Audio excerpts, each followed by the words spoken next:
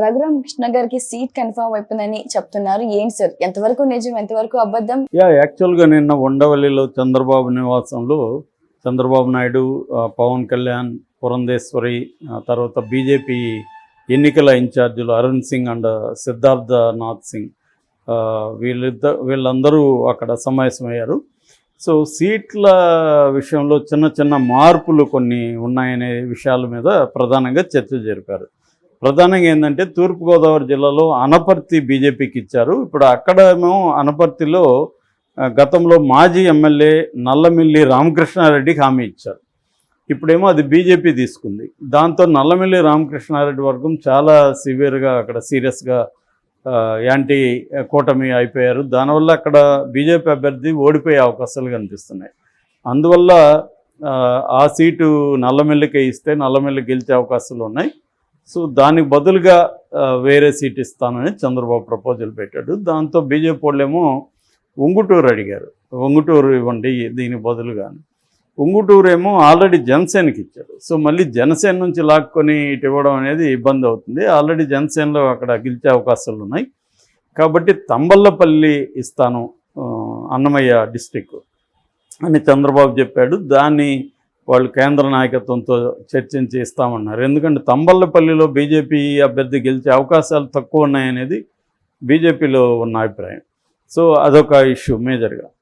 ఇక రెండవ ఇష్యూ ఏంటంటే రఘురామకృష్ణరాజుకు నర్సాపురమే ఫైనలైజ్ అయింది అనే ఒక వార్త వైరల్ అవుతుంది. ఇది ఎంత నిజం అనేది ఇంకా మనం కన్ఫర్మ్ అవ్వలేదు కాబట్టి మనం కన్ఫర్మ్ చేయలేము. కానీ నర్సాపురంనే పట్టుబడుతున్నాడు రఘురామకృష్ణరాజు చంద్రబాబు దగ్గర. ఎందుకంటే ఆయనకి కేంద్ర ప్రభుత్వంతో దగ్గర అనుబంధం ఉండాలంటే ఆయన పార్లమెంట్లో ఉంటేనే ఆయన మేనేజ్ ఎందుకంటే ఆయన వ్యాపారాలు దాదాపు 7 రాష్ట్రాల్లో ఉన్నాయి. ఆల్రెడీ సిబిఐ కేసులు ఉన్నాయి. అవన్నీ మేనేజ్ చేసుకోవాలి, వ్యాపారాలను అభివృద్ధి చేసుకోవాలంటే ఆయన కేంద్ర ప్రభుత్వంతో కానీ పార్లమెంట్లో మిగతా రాష్ట్రాల ముఖ్యమంత్రుల కానీ లేకపోతే ఆ పొలిటికల్ పార్టీలతో కానీ ఆయనకి సంబంధం ఉండాలి నిరంతరం. ఉంటే కానీ మేనేజ్ చేసుకోలేరు. అందుకని ఆయన ఇక్కడ అసెంబ్లీలో కూర్చుంటే ఆ ఇబ్బంది అవుతుంది. ఆయనకి జగన్ని డీల్ చేయడం ఎంత ఇంపార్టెంటో తన వ్యాపార ప్రయోజనాలను చూసుకోవడం కూడా అంత ఇంపార్టెంట్ కదా. అందుకని ఆయన అది కోరుకుంటున్నారు. సో అందువల్ల బిగినింగ్ నుంచి కూడా ఆయన ప్రెజర్ చేస్తున్నారు. కానీ చంద్రబాబు ఏమో ఆల్రెడీ నర్సాపురం బీజేపీ వాళ్ళకి ఇచ్చారు. వాళ్ళేమో పాపం ఆయన ఆర్ఎస్ఎస్లో పనిచేసి ఇప్పటి నుంచో భూపతిరాజు నరసింహ వర్మ ఆయన దాదాపు 2-3 దశాబ్దాల నుంచి బీజేపీలో పోరాడుతున్నాడు అని ఆయనకి ఇచ్చారు. ఇప్పుడు ఆయనకి తీసేసి ఈయనకి ఇస్తే మళ్ళీ బీజేపీలో వ్యతిరేకత బాగా బలంగా పెరుగుతుంది. అందుకని బీజేపీ ఒప్పుకోవట్లేదని చెప్తున్నారు. దానికని ఇప్పుడు కొత్త ప్రపోజల్ ఒకటి చంద్రబాబు గారు బీజేపీ వాళ్ళ ముందు ఉంచినట్టుగా తెలుస్తుంది. అదేంటంటే ఉండి నియోజకవర్గాన్ని నేను బీజేపీకి ఇస్తాను, దానికి బదులుగా మీరు నాకు నర్సాపురం ఇవ్వండి, నర్సాపురంలో ఈ శ్రీనివాస వర్మకి ఉండి ఇవ్వండి అనేది ఆయన ప్రపోజల్. సో దీనివల్ల ఒక ప్రాబ్లం ఏంటంటే బీజేపీ ఉండి తీసుకుంటే అక్కడ ఆల్రెడీ మంత్రి రామరాజు ఆయన సిట్టింగ్ ఎమ్మెల్యేకి సీట్ ఇచ్చారు. ఆల్రెడీ అక్కడ కలువపూడి శివ అలియాస్ రామరాజు ఆయన గొడవ చేస్తున్నాడు. సో ఇద్దరు రాజులు అక్కడ గొడవ చేస్తుంటే ఇప్పుడు మళ్ళీ శ్రీనివాసవరం 3వ రాజు అక్కడికి వెళ్తే వాళ్ళిద్దరూ ఈయన ఓడించే అవకాశం ఉంది. ఆ రకంగా తెలిసి ఓడిపోయే సీటు తీసుకోవడం ఎందుకనేది బీజేపీ వాళ్ళకున్న అవగాహన.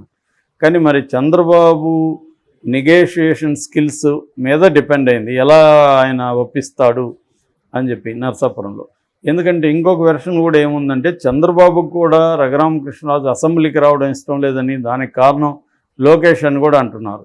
ఈయన ఎందుకంటే ఆల్రెడీ ఆయన ఆలు లేదు సూలు లేదు అల్లుడి పేరు సోమలింగం అన్నట్టుగా ఆయనకి ఇంకా సీట్ ఏది కన్ఫర్మ్ కాకనే నేను ప్రజలు స్పీకర్గా చూడాలనుకుంటున్నారని ఆయన ప్రకటించాడు. రేపొద్దున ఆయన అసెంబ్లీకి ఉండి నుంచి గెలిచాడనుకో, అప్పటి నుంచి ఇంక చంద్రబాబుకి హెడేక్ స్టార్ట్ అవుతుంది. ఆయన ఏది కోరుకుంటాడో తెలియదు. ఆయన కోరుకోవడం కాకుండా ఇంకెవరికో అది ఇప్పించండి ఇది ఇప్పించండి అని మొదలు పెడతాడు. సో ఇదంతా భరించాలి. ఒకవేళ ఏమన్నా చేయకపోతే ఆయన మన మీద మళ్ళీ రచ్చబండ మొదలు పెడితే అదొక తలనొప్పి.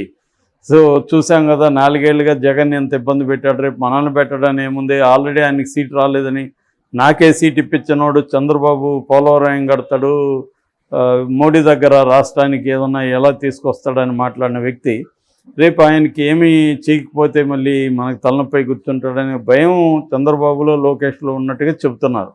అందుకనే ఈయన్ని పార్లమెంట్ పంపించేస్తేనే బెటర్ ఏమో, అక్కడ పోయి ఏదో పని చేసుకుంటాడు అన్న అభిప్రాయం కూడా వాళ్ళలో ఉందని చెప్తున్నారు. అందుకనే చంద్రబాబు బీజేపీ వాళ్ళని బతిమాలో భంగపడు, అది మీరేంద్ర బాబు నేను మీకు వేరే ఇస్తానని చెప్తున్నట్టుగా తెలుస్తుంది. అయితే బీజేపీ వాళ్ళు ఇంకొక మెలిక కూడా పెట్టారు. మీరేమో పార్లమెంట్ తీసుకొని నాకు అసెంబ్లీ ఇస్తానంటే ఎలాగా? ఒకవేళ మీరు పార్లమెంట్ తీసుకుంటే పార్లమెంటే ఇవ్వండి, లేదు 2 అసెంబ్లీ ఇవ్వండి అని అడుగుతున్నట్టుగా తెలుస్తుంది. సో మరి 2 అసెంబ్లీ ఇవ్వడానికి చంద్రబాబు రెడీనా? ఆ 2 అసెంబ్లీలు ఎక్కడ? ఇవన్నీ మళ్ళీ రకరకాల ఇవి ఉన్నాయి. అంటే నామినేషన్లు వేసే వరకు కూడా ఈ గొడవలు జరుగుతుంటాయి. ఒక్కొక్కసారి నామినేషన్ వేసినాక కూడా జరిగే అవకాశాలు ఉంది. బీఫామ్ ఇచ్చేసిన తర్వాత కూడా మారుతూ ఉంటాయన్నమాట. సో ఈ కాంటెక్స్ట్లో రఘురామకృష్ణరాజు సెంటర్డ్ పాలిటిక్స్ అనేవి ఇప్పుడు చంద్రబాబుకి తలనొప్పైంది. ఎందుకంటే బీజేపీని ఆయన ఇప్పుడు అడుక్కోవాల్సి వచ్చింది. మామూలుగా అయితే అవసరం లేదు. అదే ఇప్పుడు మన అనపర్తి అనుకో, ఆల్రెడీ అది క్లియర్గా ఉంది, ఇబ్బంది లేదు. అనపర్తి ఇచ్చి వీళ్ళు తమ్మలపల్లి ఆఫర్ చేశాడు, అది క్లియర్గా ఉంది. ఇప్పుడేమంటే నర్సాపూర్ అడిగితే మళ్ళీ ఈయన ఇంకొక లోక్సభ నియోజకవర్గం ఇవ్వాలి. అది ఇవ్వడానికి ఇప్పుడు కష్టం, ఎందుకంటే ఆల్రెడీ అనౌన్స్ చేశారు, వాళ్ళు సెటిల్ అయ్యారు, ప్రచారం చేసుకుంటున్నారు. సో ఈయనకి ఉన్నది ఏంటంటే కొన్ని కండిషన్లు పెడుతున్నాడు ఆయన. నాకు ఎక్కడన్నా ఇవ్వండి అని పైకి చెప్తున్నాడు, కానీ చంద్రబాబుతో మాత్రం నాకు నరసాపురం ఇవ్వండి, నేను నరసాపురంలో గెలిచి జగన్నికి చూపించాలి నేనంటే ఏంటో అనేది ఒకటి. కానీ అసలు ప్రయోజనం ఏంటంటే ఆయన పార్లమెంటుకి దగ్గరగా ఉంటే సెంట్రల్ గవర్నమెంట్కి దగ్గరగా ఉంటాడు. అట్లాగే సెంట్రల్ స్థాయిలో ఇతర ఎంపీలతో కానీ దాని ద్వారా ఇతర రాష్ట్రాల్లో ఉన్న పార్టీలతో కానీ ఆయన దగ్గరగా ఉంటాడు. అంటే ఎక్కువ మనం గమనిస్తే దేశవ్యాప్తంగా వ్యాపారాలు ఉన్నవాళ్ళు ఎంపీ సీటే కోరుకుంటాడు. ఇప్పుడు సుజనా చౌదరి కావచ్చు, సీఎం రమేష్, వీళ్ళందరూ ఎంపీ సీట్లు ఎందుకు కోరుకుంటారంటే ఢిల్లీలో ఉంటే వాళ్ళకి ఢిల్లీలో లాబింగ్ చేయడం ఈజీ అవుతుంది. ఇక్కడ లోకల్గా ఒక ఎమ్మెల్యే వెళ్ళి ఢిల్లీలో లాబింగ్ చేయడం వెరీ వెరీ డిఫికల్ట్. అక్కడ ఇంకో పార్లమెంట్లో రెగ్యులర్గా ఉంటారు, కలుస్తుంటారు. సో ఎవరికి ఏం కావాలి అవన్నీ తెలుస్తూ ఉంటాయి. సో ఎవరికి ఏం కావాలో అది ఇచ్చి మనకేం కావాలో తీసుకోవచ్చు అనమాట. ఇక్కడ ప్రాబ్లం పోయి ఢిల్లీలో కూర్చోవాలి, అక్కడ ఎవరు మాట వింటారు, ఇవన్నీ ప్రాబ్లమ్స్ ఉంటాయి. సో ఈ కాంటెక్స్ట్లో ఆయన కోరుకున్నది దొరుకుతుందా? రఘురామకృష్ణరాజు చంద్రబాబు చాణక్య చక్రం తిప్పగలుగుతారా ఇంతకుముందులాగా? అంటే చంద్రబాబు చక్రం తిప్పాడని మాట్లాడితే వాళ్ళ మీడియా రాస్తుంటుంది. మరి ఇప్పుడేమన్నా అలాంటి చక్రం తిప్పగలుగుతాడా? ఎందుకంటే బీజేపీలో ఇప్పుడు చక్రం తిప్పే పరిస్థితి లేదు. సో వాళ్ళు మరి దీన్ని ఒక ఆబ్లిగేషన్గా చంద్రబాబుకి అని ఇస్తారా? ఎందుకంటే లోకేష్ బీజేపీ తరఫున తమిళనాడులో కూడా పోయి ప్రచారం చేస్తున్నాడు అన్నామలైని గెలిపించడం కోసం, ఆ కోయంబత్తూరు ఏరియాలో తెలుగు వాళ్ళు ఎక్కువ ఉన్న చోట. సో అట్లాంటి ఒక గుడ్ జెస్చర్ ఇచ్చాడు కాబట్టి లోకేష్ కూడా దానికి బదులుగా కొద్దిగా కన్సిడర్ చేద్దామని వాళ్ళు ఏమని అనుకుంటారు. ఎందుకంటే వాళ్ళకి అక్కడ రఘురామకృష్ణరాజు గెలిచినా ఓడినా వాళ్ళకేం పెద్ద ఫరక్ ఏం లేదు బీజేపీకి. సో కాబట్టి అంటే జగన్కి ఇబ్బంది కావచ్చు, కానీ జగన్కి ఇబ్బంది అయితే బీజేపీకి ఇబ్బంది అవ్వాల్సిన అవసరం అన్నిసార్లు లేదు కదా.